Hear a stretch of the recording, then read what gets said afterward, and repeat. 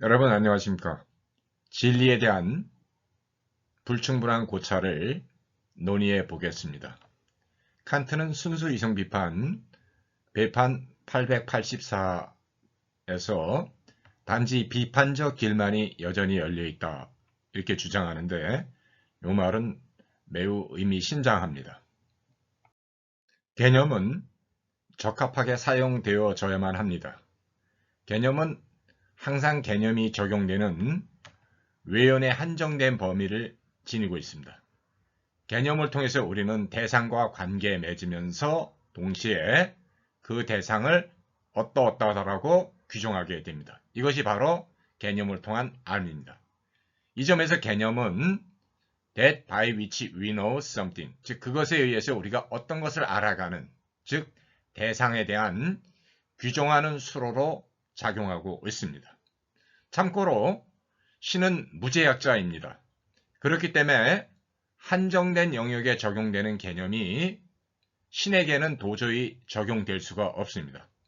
개념을 초월해 있는 것을 개념으로 파악하는 것은 자가당착입니다. 그래서 칸트는 현상세계에 적용되는 범주를 물 자체에 적용하게 될 때 그 범주는 필연적으로 이율배반에 빠지게 된다고 비판하고 있습니다. 개념을 적합하게 잘 사용한다는 것은 개념이 무엇인지를 우리가 잘 알고 있다는 의미입니다. 개념을 적용할 수 없는 영역에 잘못 적용할 때 우리는 범주의 오류 적용에 빠지게 됩니다. 길버트 라일은 이것을 우리가 카테고리 미스테이크를 저지른다 이렇게 잘 표현하고 있습니다. 종차와 유개념으로 구성된 데피니션, 즉 정의는 절대로 신에게 적용될 수가 없다라는 거죠. 왜냐하면 신은 모든 것을 초월해 있기 때문에 종차와 유개념으로 규정되는 그런 방식으로는 정의될 수가 없다라는 거죠. 개념의 근원을 놓고서 칸트하고 영국 경험론은 여전히 권리 싸움을 하고 있습니다. 추상작용을 통한 개념뿐만이 아니라 경험 독립적이고 경험 선행적인 개념, 즉 범주에 대해서도 권리 싸움이 필연적으로 발생할 수밖에 없다라는 거죠. 제가 이전에 만든 동영상 개념에 적합한 사용과 부적합한 사용의 일부 내용을 한 번 더 여기서 간략하게 요약해 보겠습니다. 개념은 내포적 규정과 개념이 적용되는 외연으로 이렇게 구별됩니다.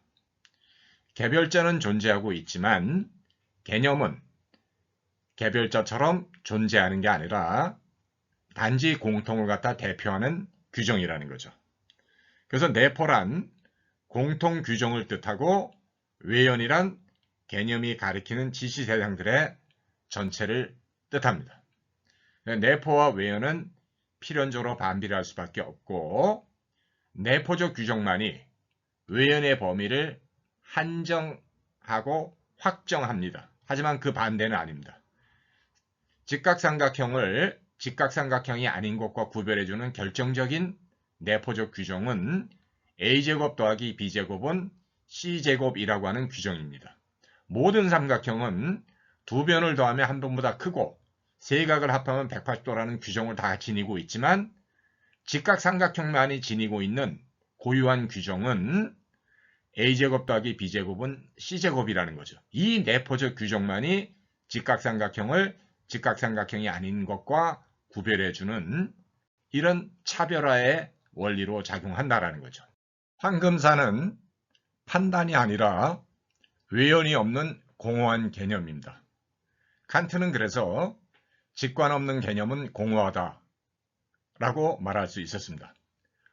허구적이다, 단지 내 마음 안에만 존재한다, 고립되었다, 관계를 맺지 못한다, 외연이 없다라는 것은 의미론적으로 서로 동치관계에 있습니다.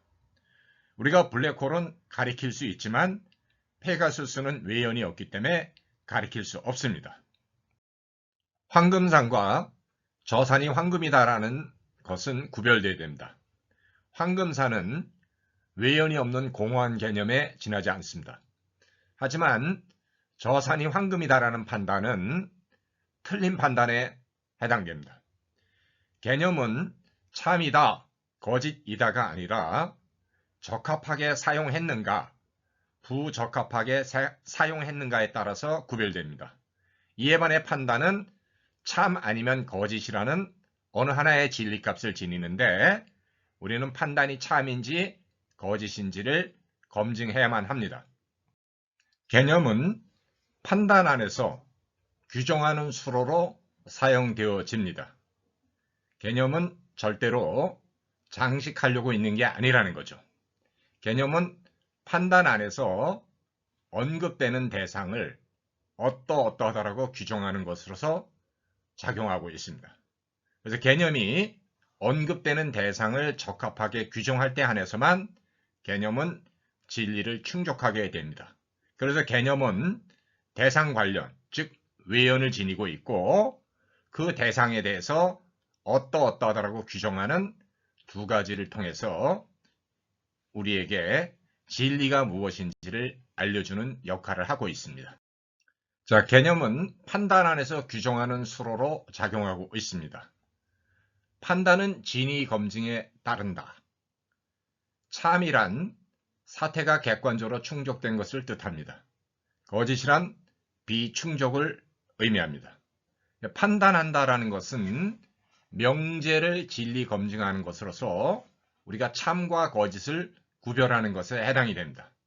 그래서 참인 판단은 사태를 객관적으로 충족하고 있고 거짓 판단은 사태의 객관적 비충족이다. 이렇게 이해하면 될 것 같습니다. 그래서 판단은 사태의 객관적 충족을 따릅니다. 개념은 판단 안에서 규정하는 수로로 작용하기 때문에 개념은 결국 사태의 객관적 충족을 따르지 않으면 안 된다는 거죠.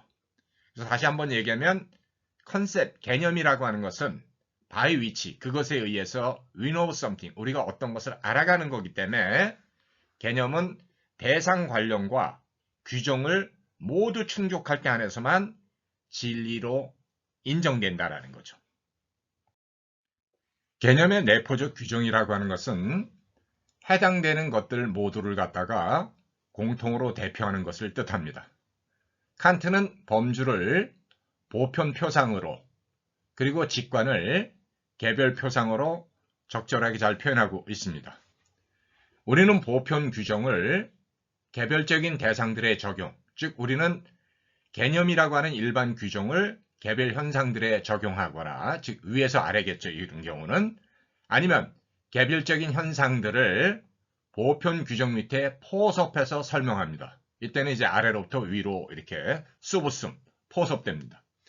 그래서 디스쿠시브라는 말은 흰개엔 헤어겐, 이쪽 저쪽으로 왔다 갔다 해본다 이 뜻입니다. 그래서 우리는 개념이라고 하는 보편 규정을 개별 현상에 적용해 보거나 아니면 개별 현상이 있을 때 그거를 개념의 일반 규정 밑에 포섭시켜서 규정하거나 이렇게 왔다 갔다 하는 거를 갖다가 우리가 개념을 디스쿠시브하게 사용한다 이렇게 얘기를 합니다. 그래서 우리는 개념을 갖다가 항상 개념의 보편 규정을 개별 현상들에 적용해야 되고 개별 현상을 갖다가 보편 규정 밑에 포섭해서 설명해야 되기 때문에 이렇게 왔다 갔다 하는 이런 작용을 개념의 진리 연관이다 이렇게 이해하면 될 것 같습니다. 그래서 칸트는 직관의 직접성, 인투이티브다라는 말은 무엇을 거치지 않고 즉 무매개적인 것을 뜻하고 개념은 항상 판단이 되는 내용을 갖다가 거쳐야 되기 때문에 즉 칸트에 따르면 시간과 공간을 통해서 우리에게 주어지는 것을 거쳐야 되기 때문에 우리는 시간과 공간을 통해서 주어지는 것에 대해서 그것을 어떠어떠하다고 규정을 해야 된다는 거죠. 그래서 칸트는 범주는 매개적이다, 간접적이다 이렇게 구별해서 사용하고 있습니다. 자, 타르스키는 진리 대응설에 대해서 formal semantic, 즉 형식적인 의미론으로 요거를 잘 정의 내리고 있습니다. 그래서 눈이 희다라고 하는 명제는 오직 눈이 힐 때에 한해서만 참이다라고 우리가 말할 수 있습니다. 진리 대응설은 판단과 사태의 객관적 현존이 일치하는 것에 따르고 있습니다. 그래서 어떤 것이 참이다라는 얘기는 실제로 그렇다. 어떤 것이 거짓이다라는 얘기는 그렇지 않다. 이렇게 우리가 말하면 될 것 같습니다. 그래서 판단한다라는 얘기는 그런 것은 그렇고 그렇지 않은 것은 그렇지 않다라고 구별하는 행위입니다. 그래서 진리는 판단의 긍정적 충족이다. 이렇게 우리가 설명할 수 있을 것 같습니다. 자, 시금석이란 말 그대로 황금인지 돌인지를 구별하는 것을 뜻합니다. 그래서 모든 판단은 명제가 참인지 거짓인지를 검증하는 것에 따르지 않으면 안 됩니다. 칸트가 말하는 범주라는 것도 역시 범주가 적용되는 외연, 즉 칸트에 따르면 이제 범주가 적용되는 외연은 현상일반이겠죠. 현상일반이란 시간과 공간을 통해서 주어지는 현상 영역 전체를 뜻합니다. 그래서 범주는 범주가 적용되는 외연을 통해서 그 적합성과 부적합성이 검증되지 않으면 안 된다는 거죠. 칸트의 범주조차도 진리 검증에 종속되는 거다. 이렇게 이해해야 됩니다.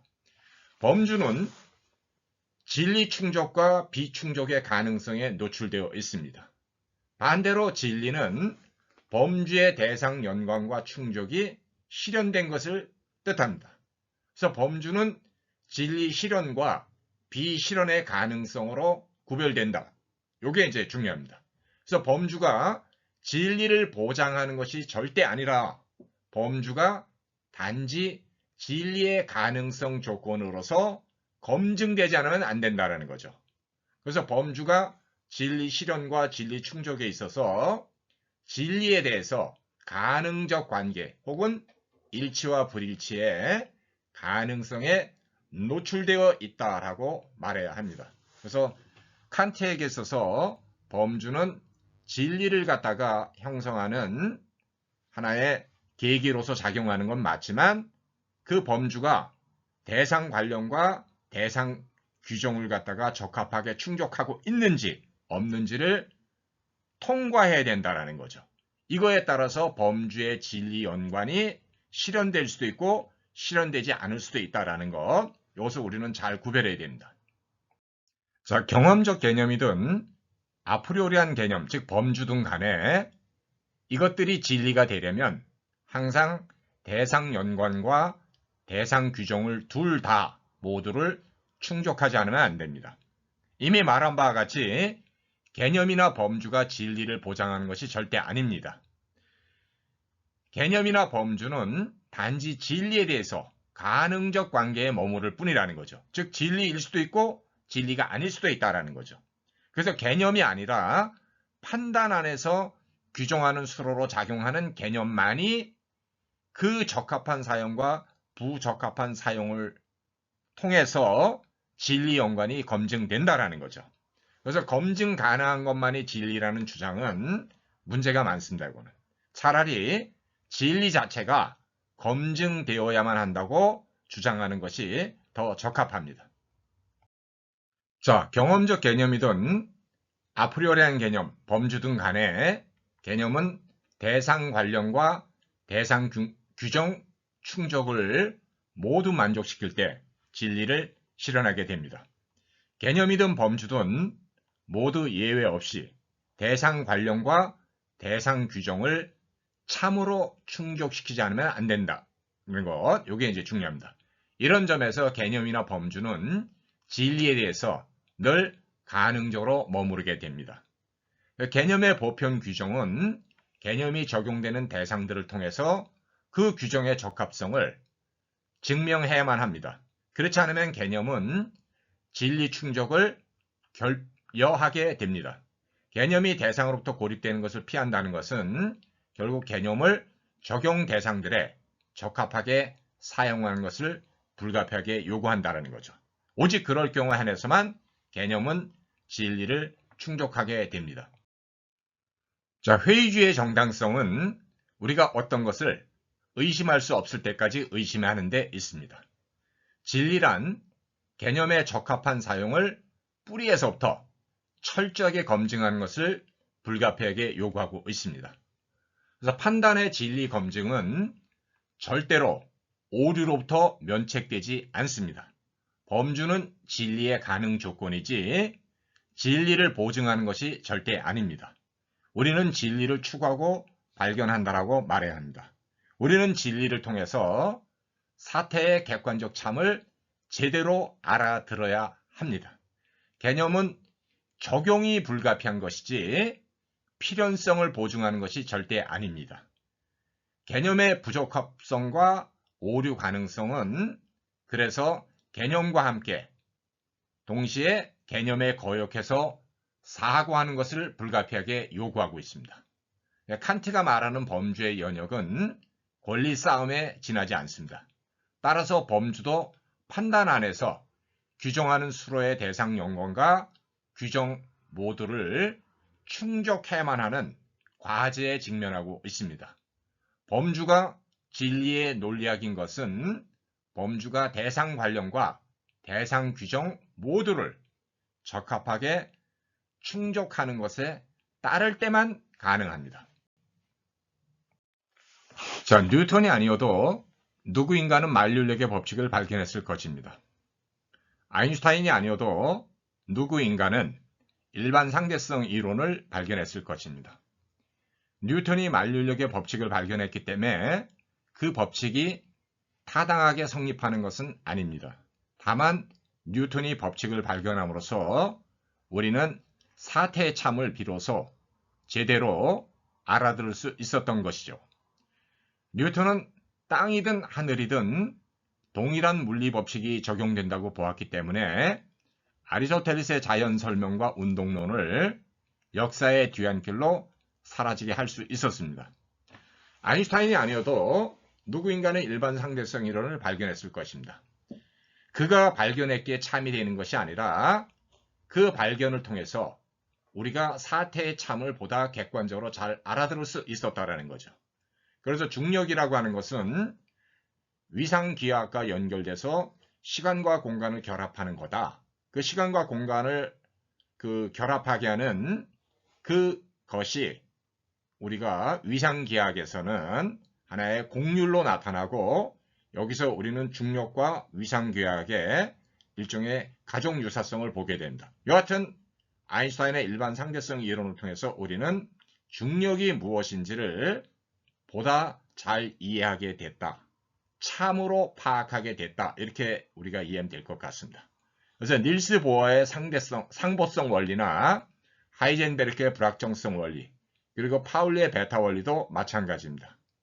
우리가 진리를 창조하는 것이 아니라 우리가 단지 진리를 발견함으로써 사태의 참을 보다 객관적으로 잘 알아들을 수 있다는 것, 이것이 포인트입니다. 우리는 사과가 떨어지는 것을 지각하거나 경험합니다. 하지만 만류력을 지각하거나 경험하는 것은 아닙니다. 경험은 지식의 성립에 있어서 진리 검증에 있어서 필요 조건이지 충분 조건은 아닙니다. 판단의 경험 연관과 적합성을 밝히는 문제는 판단이 감각 경험으로 환원되는 것을 뜻하지 않습니다. 엄격하게 말하면 감각 자료는 판단하지 않기 때문에 참이다, 거짓이다라고 말할 수조차 없습니다. 우리는 블랙홀 사건의 지평선 근처에서 빛이 흡수되는 것을 경험적으로 확인할 수는 있습니다. 중력이 매우 강하게 작용하는 곳에서 시간은 매우 천천히 흐르게 됩니다. 그 블랙홀 내부의 밀도가 너무 강해서 그 내부에는 그 어떤 것도 탈출할 수 없게 됩니다. 그래서 블랙홀에 대해 우리가 밝힌 것은 이론의 예측 가능성을 통해서 성취된 것이지 관찰이나 경험을 통해서 그런 것은 아닙니다. 그래서 자연과학에서 이론의 힘은 예측하는 데 있는데 우리는 아인슈타인의 일반 상대성 이론을 통해서 블랙홀의 존재 가능성을 예측하고 그리고 경험적으로 그걸 확인하게 되었다 이렇게 얘기를 해야 되지, 우리가 블랙홀을 먼저 경험하고 나서 블랙홀이 어떻다라고 알아듣는 게 아니었다라는 거죠. 그래서 우리가 자연현상을 갖다 파악하고 알아들을 때 그 자연현상을 파악하고 알아듣는 우리의 개념 연관, 우리의 진리의 어떤 가설의 동반 가능성을 갖다가 우리는 결코 과소평가해서는 안 됩니다. 그래서 칸트가 잘 지적한 것 같이 우리의 지식은, 우리의 인식은 경험과 함께 출발하지만 그러나 인식이 다 경험으로부터 나오는 건 아니다라는 게 타당성을 지니게 됩니다. 그래서 과학은 법칙을 발견한다라고 표현하고 있고 법칙을 지각하거나 아니면 경험한다 이렇게 말하지는 않습니다. 그래서 법칙의 발견은 그러나 법칙을 또 창조하는 것하고는 또 다릅니다. 아인슈타인이 일반 상대성 이론을 발견한 것이지 아인슈타인이 일반 상대성 이론을 창조한 것은 아니라는 거죠. 우리는 우리 삶의 대상이 되는 것을 개념을 통해서 파악하고 알아듣습니다. 개념의 적합한 사용은 진리에 대해 무한히 참여하는 데 있습니다. 헤겔은 이것을 Anstrengung des Begriffs, 개념의 긴장이다 라고 아주 적절하게 잘 표현하고 있습니다. 우리는 개념을 통해서 무엇인가 알아듣고 있습니다. 그래서 알려지는 것들 역시 개념을 통해서 우리에게 규정된 것으로 알려지게 됩니다. 그래서 개념은 진리에 대해서 가능적 관계에 있을 수밖에 없고 진리가 개념을 심판하지 그 반대는 절대 아닙니다.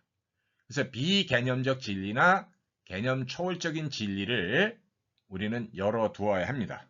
하지만 비개념적 진리라든지 개념 초월적인 것이 어떻게 그리고 우리에게 어떻게 알려질지에 대해서 우리는 여전히 의문을 가질 수밖에 없다라는 거죠.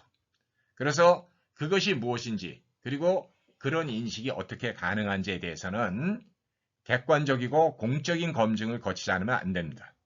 진리는 항상 이 점에서 진리의 의지이고 동시에 진리에 대한 대화다. 우리는 이렇게 이해해야 됩니다. 화이트헤드는 서양 철학은 플라톤 철학에 대한 각주에 지나지 않는다라고 과학과 근대 세계에서 잘 이렇게 이야기하고 있습니다. 아마 니체가 들으면 깜짝 놀랄 일이겠죠.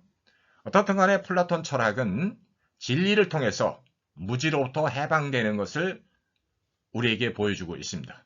그래서 이데아라라는 얘기는 플라톤이 온토스 온으로 잘 표현했고 이거는 리얼리 리얼이고 이것이 진리의 객관적 기준으로 작용한다라는 거죠. 그래서 플라톤은 이데아를 통해서 호모 맨술라 데즈에 인간이 모든 것의 기준이다라는 걸 상대화할 수 있고 극복할 수 있었다라는 거죠. 그래서 우리는 이데아가 진리의 기준이고 인간이 진리의 기준이 아니다라는 것, 요거를 우리는 늘 명심해야 됩니다. 그래서 인간은 진리를 추구하고 따름으로써 스스로 무지로부터 스스로를 해방시킬 뿐이라는 거죠. 그래서 플라톤에 따르면 우리는 참으로를 통해서 즉 온토스온, 리얼리 리얼을 통해서 우리 독사의 불충분성을 끊임없이 극복해 가야만 됩니다. 그래서 참인 것을 참으로 파악하고 알아듣는 것만이 진리의 자격을 얻는다라는 거죠. 그래서 리얼리 리얼을 향한 인간의 멈출 수 없는 참여가 바로 인간이 진리를 파악하고 있다라는 결정적인 증거입니다. 그래서 이데아를 통해서 독사로부터 해방되듯이 우리는 참으로를 통해서 우리 자신을 무지로부터 비진리로부터 가짜로부터 거짓으로부터 우리를 구제해내지 않으면 안 된다는 거죠. 자, 아는 것이 힘입니다. 아는 것이 힘이다. 힘이 지배한다. 라고 한다면 우리는 아는 것이 지배한다라고 결론을 내릴 수 있습니다. 그래서 원리나 근거가 지배하고 있습니다. 결국 원리나 근거를 제대로 아는 자가 지배할 수 있는 능력이 있는 겁니다. 진리의 의지가 힘의 의지를 앞서갑니다. 진리가 없는 힘의 의지는 맹목적입니다. 진리에 참여하는 힘의 의지는 진리 발견의 추진력으로 작동합니다. 그래서 근거에 있어서 앞서가는 것, 이것이 지각이나 관찰에 있어서 앞서가는 것보다 더 근원적입니다. 그래서 우리에게가 아니라 그 자체로서 앞서가는 것, 즉 사태의 객관적 참을 파악하고 알아듣는 것이 요구됩니다. 바로 그게 진리이기 때문에 그렇습니다. 그래서 진리에 대한 방향과 목적이 없을 때 의지의 승리는 자체 파국적일 위험이 큽니다.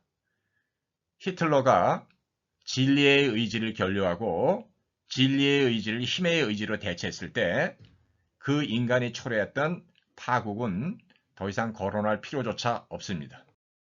수학은 증명이 필연적이라는 것을 밝힙니다. 논리는 추론의 강제성과 타당성을 밝히는 것에 있습니다. 자, 그런데 이제 수학과 논리가 아닌 자연과학은 이론의 힘은 예측하는 데 있습니다. 법칙의 힘은 예측하는 데 있습니다. 그래서 인식한다라는 것은 수동적인 모사가 아닙니다. 인식은 능동적인 개입이고 동시에 그 타당성을 충족하고 있는지, 그 타당성을 갖다가 충족하지 못하고 있는지를 확인하지만 안 되는 검증 작업을 필연적으로 동반하게 됩니다. 그래서 입증 책임을 통해서 진리 주장을 갖다가 설득력 있게 증명할 수 있어야만 됩니다. 자, 수학은 증명의 필연성을 밝히는 것을 목적으로 합니다. 수학은 타당하니까 우리를 구속하고 지배합니다. 수학의 역설은 그것이 가장 쓸모없어 보이지만 그럼에도 불구하고 삶들에 있어서 가장 많이 적용된다는 데 있습니다. 그러니까 수학의 비유용성이 수학의 유용성이라는 이 역설이 수학의 진리를 뜻합니다. 갈릴레이는 신이 창조한 자연을 우리 인간이 이해할 때 수학은 자연의 암호라고 이렇게 아주 적합하게 잘 제시하고 있습니다. 이런 맥락에서 파인만도 미적분은 신이 사용하는 언어니까 우리가 잘 배워야 한다 이렇게 요구하고 있습니다. 자, 미적분은 운동과 변화를 이해하는 데 있어서 결정적으로 중요하게 작용하고 있습니다. 수학의 비유용성이 수학의 유용성이라는 이 역설이 수학이 우리에게 아직까지도 중요하게 여기지는 이유이기도 합니다. 있다는 것에 대한 경험적 확인이 중요한 것이 아니라 물론 그런 우리는 아이덴티파이를 해야 되겠죠. 참으로 있는 것을 참으로 파악하는 것 그리고 알아듣는 것이 중요합니다. 진리는 누가 무엇이라고 해도 주관하의 위험에 저항합니다. 진리는 사태의 객관성을 참으로 파악하는 것에 기초하지 않으면 안 됩니다. 칸트가 말하는 범주는 주관 안에서의 객관성이지만 이건 역시 참으로를 충족하지 않으면 안 됩니다. 이미 말한 것과 같이 범주는 진리에 대해서 가능적인 관계에 머무르고 있을 뿐이죠. 그래서 진리로 높여진 그리고 진리로 검증된 범주만이 진리의 자격을 비로소 얻게 되는 겁니다. 그래서 인간의 존재 개방성은 존재를 그것의 참에 있어서 알아듣는 것을 통해서만 현실화됩니다. 그래서 가능성에 머무르는 것을 현실적으로 완성하는 것을 통해서만 우리는 존재를 참된 것으로 파악하고 알아듣고 우리 자신을 무지로부터 해방시킬 수 있다는 거죠. 칸트는 시간과 공간을 통해 주어지는 현상 존재론을 우리 삶의 대상으로 한정시킵니다.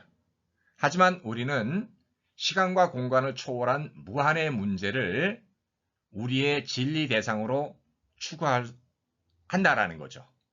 그래서 칸토는 실무안을 통해서 무한에 대한 우리 인간의 이해 능력을 확장시켜 주었습니다. 그래서 개념 초월적인 무한을 개념화하려는 노력이 무한에 대한 이해에 있어서 우리의 지평을 무한히 확장시켜 놨다라는 거죠. 우리는 칸토가 개척한 이 길에 무한히 동참함으로써 실무안에 대한 우리의 이해 능력을 깊게 심화시킬 수 있습니다. 우리는 존재 일반에 철저하게 개방되어 있습니다. 존재를 참으로 알아듣는 것을 통해서만 우리는 존재 일반에 참여할 뿐입니다. 범주를 이데아에 대한 무한한 참여로 역동화시킬 수밖에 없는 이유가 여기 있습니다. 그래서 헤겔은 칸트의 범주를 역사적인 생성으로 시킬 수밖에 없었다라는 거죠. 그래서 칸트의 범주는 참에 대한 무한한 참여로 역동화되지 않으면 안 된다라는 것. 이것이 포인트입니다. 빈 학파는 검증 가능한 것만이 진리의 자격을 얻는다라는데 아까도 얘기했지만 진리 자체가 검증되어야 되는 거지 검증 가능한 것만이 진리다 이렇게 좁게 이해해서는 안 됩니다. 그래서 검증 가능한 것만이 진리를 독점하는 것은 절대 아닙니다. 차라리 진리 자체가 검증되어야만 한다고 말할 수 있어야 됩니다. 관찰, 경험, 지각은 진리를 대체하거나 능가하지 못합니다. 우리는 존재의 참 있음을 판단의 검증을 통해서 참으로 내지는 긍정적으로 알아듣습니다. 감각은 판단하지 않기 때문에 오류를 저지르지도 않습니다. 양자론자들은 관찰 가능한 감각에 의존하면서 진리를 추구한 것이 절대 아닙니다. 우리가 제기하는 물음에 따라 자연도 그 진짜 모습을 드러내기 시작합니다. 하지만 자연이 우리가 제기하는 물음의 방식에 따라 알려진다고 해도 자연에 대한 우리의 질문과 접근 방식이 진리를 독점하거나 결정하는 것은 아닙니다. 진리를 감각 자료로 환원하는 것도 검증되지 않은 독단에 불과하듯이 진리를 우리의 이해 지평 안에 가두는 것도 또 하나의 독단의 위험이 있습니다. 우리는 자연 파악에 있어서 우리가 제기한 것만을 확인하는 그런 나르시스가 되어서는 안 된다는 거죠. 하지만 우리는 우리가 제기하는 질문과 접근 방식을 통하지 않고 어떻게 자연을 알아둘 수 있는지에 대해서도 또 고민해 봐야 됩니다. 자, 존재의 일반, ens comune, being in general이 판단의 긍정을 통해서 우리에게 알려집니다. 우리는 판단을 긍정적으로 검증함으로써 존재를 참으로 알아듣게 됩니다. 그래서 존재의 일반의 포괄성은 판단의 긍정을 통해서 참으로 알려지고 존재의 일반의 복잡성에 비추어서 우리의 진리에 대한 이해를 계속해서 재검증해 가지 않으면 안 된다는 거죠. 그래서 복잡성을 이해하기 위해서 환원, 단순화가 필요한 것이지 그렇다고 해서 환원주의가 정당한 것은 아닙니다. 환원의 불가피성, 우리 이해 능력의 한계 때문에 발생하게 되는 것은 환원을 불가피하게 하는 거지 환원주의가 정당하다 이렇게 곡해서는 안 된다는 거죠. 자, 그래서 우리는 개념과 함께 그러나 개념에 거역해서 사고하는 법을 배우지 않으면 안 됩니다. 칼 포폰은 이걸 갖다가 시행착오를 통해서 우리가 진리에 무한히 접근해 간다라고 얘기를 하고 토마스 쿤도 패러다임의 대체 내지는 패러다임의 교체를 통해서 끊임없이 자연이 우리에게 새롭게 알려지게 되었다 이렇게 얘기합니다. 그래서 참으로를 향한 인간의 무제약적 참여와 개방성이 바로 인간의 진리의 의지를 조건 짓는다라는 거죠. 자, 진리가 너희를 자유롭게 하리라. 이건 참 심오한 뜻을 함의하고 있습니다. 그래서 진리만이 우리를 자유롭게 한다라는 것, 우리는 진리를 통해서만 비로소 자유롭게 된다라는 것을 늘 기억하고 살 필요가 있습니다. 자, 이상 마치겠습니다.